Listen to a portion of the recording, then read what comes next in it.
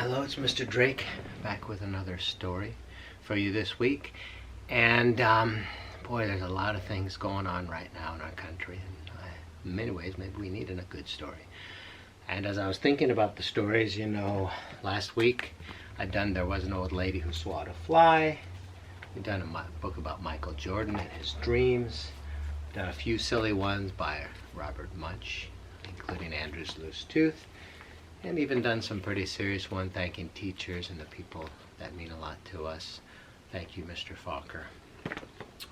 So I'd done some of those books, and I was thinking, what kind of a book would be appropriate for this time? And so I looked at some of the books that I share with my students. And it's really wonderful to be able to be in class together and share books like this and talk to each other. And so I hope that with today's book, you have a chance to talk with people around you about what this book means to you, or what it said to you, or what it makes you think about them. One of the ones I thought about was this one about Dr. King, Martin's Big Words.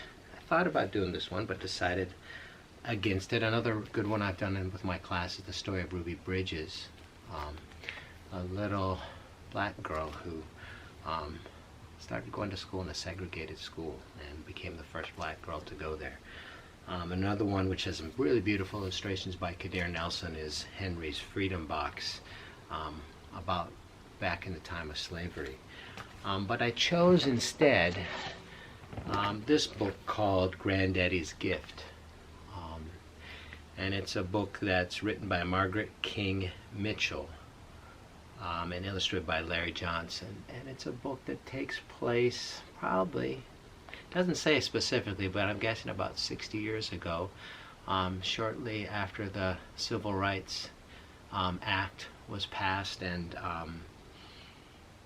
places were required to let blacks vote who hadn't been able to vote before. And this is a story about a man, a grandfather, who, her grandfather, and what he has to go to try to vote. So let's get into the story, Granddaddy's Gift. All right. Granddaddy's name was Joe Morgan.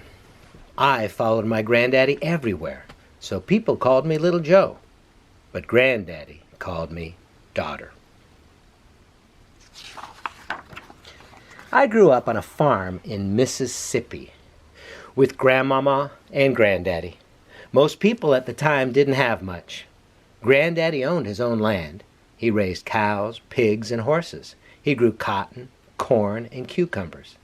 Grandmama had a garden, and we always had tomatoes, butter beans, and black-eyed peas. Granddaddy had only gotten as far as the 8th grade. He would have had to leave home to go further, and his daddy didn't have the money to send him. So he worked in the fields, saved his money, and bought his land a little at a time. He ordered books through the mail, and he read them by the light of the fireplace. One particular morning, when I was 8 years old, I slowed around until the big yellow school bus left without me. I didn't want to go to school anymore.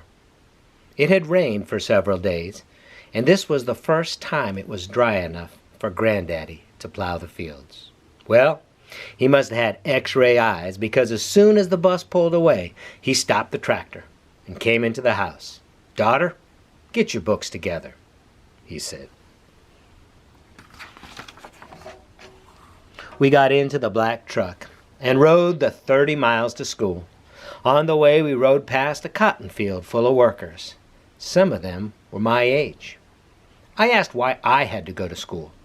I already knew how to read and write, and the books we had at home were better than the books at school. Those books, passed down from the white schools, were raggedy, with pages missing.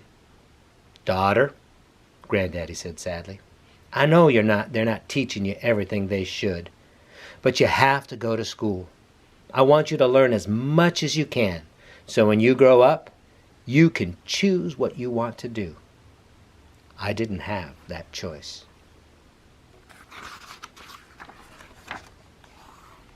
That night after supper, Granddaddy said he was taking us to a meeting. We all got in the truck, me, my brother, and sisters. Granddaddy turned off onto a dirt road and drove for a long time. He told us that many years ago, segregation laws had been passed in the South to keep black people from having the same rights as white people, like the right to vote. He said it was important to vote, that it was a way for our voices to be heard.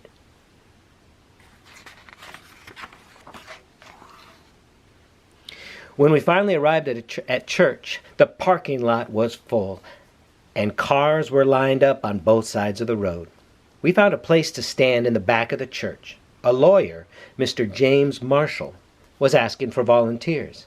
He wanted someone to try to register to vote. At first, nobody said anything. Then, from the back of the room, Granddaddy raised his hand. "I'll go," he said. The meeting ended with a song and a prayer for Granddaddy. In those days, it was dangerous for people to stand up for their rights.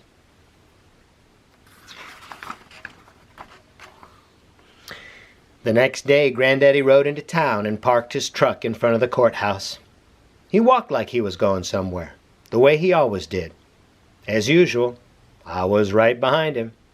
He went into one of the offices and told the lady behind the counter that he wanted to register to vote.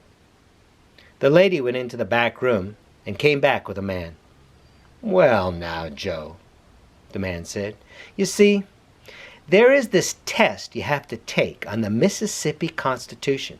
It's hard, real hard. You're doing all right, Joe. Just be satisfied with what you have." Granddaddy left the office. I turned and walked after him, my head hanging down. I didn't want to look at Granddaddy's face, because I knew he felt bad too. He waited for me at the top of the courthouse steps. He took my hand. "Daughter," he said, "hold your head up high. We have done nothing wrong."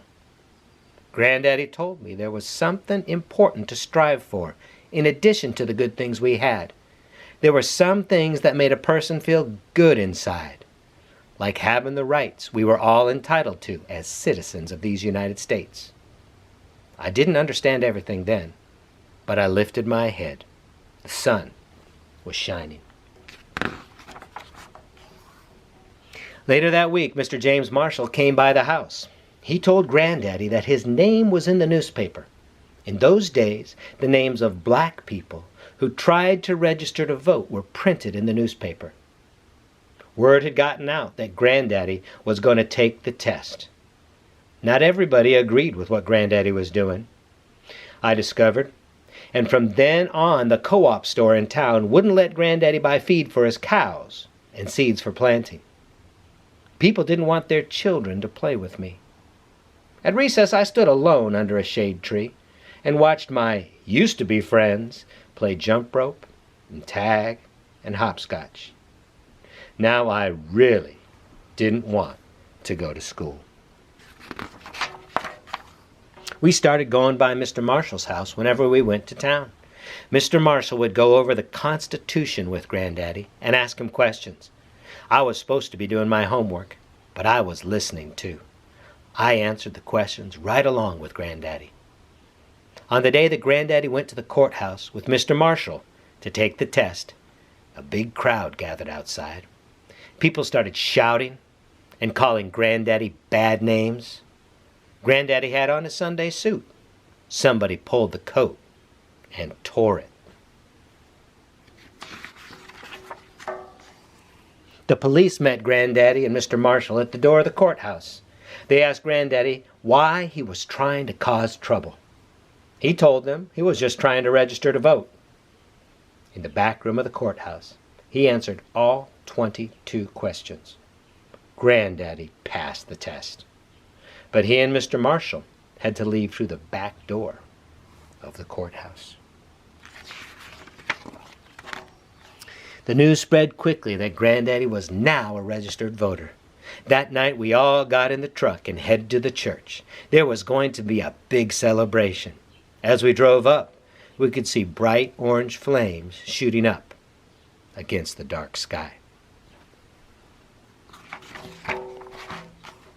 After the church burned down, people's fear turned into determination, and more men and women came forward to register to vote.